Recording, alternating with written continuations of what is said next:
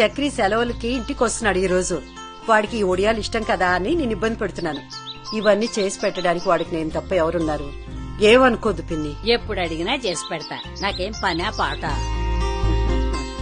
వాడికి నేను దిక్కు, నువ్వు నాకు దిక్కు. హాస్టల్లో తిండికి మొహం మొత్తి ఇంటికి వచ్చేటప్పుడు ఎగురుకుంటా గెంతుకుంటా వస్తారు. మీవాడేంటి తలకాయ ఎలాడేసుకొస్తున్నాడు? పెద్దమ్మా, మా వాడు అదృష్టవంతుడు. ఈ ప్రభుత్వం వాడు ఆలన పాలన అన్ని చూసుకుంటుంది.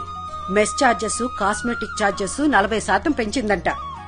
మా వాడు ఇప్పుడు ఖర్చులకి ₹1 కూడా నన్ను అడగట్లేదు. అయ్యగారికి బానే జరుగుతుందిగా. అవునే, కడుపు నిండా మంచి భోజనం, ముందు కంటే ఎక్కువ కాస్మెటిక్ ఛార్జీలు, మంచి హాస్టల్ వసతులతో సూపర్ గా చదువుకుంటున్నా. ఇప్పుడు కాంగ్రెస్ గవర్నమెంట్ చల్లగా ఉండాలి. మీ చదువులన్నీ పూర్తయి పెద్ద ఉద్యోగస్తులైందాకా కాంగ్రెస్ గవర్నమెంటే ఉండాలని కోరుకుంటున్నా. నిరుపేద పిల్లల చదువులకి అభయహస్తం మన ఇందిరమ్మ కాంగ్రెస్ ప్రభుత్వ లక్ష్యం.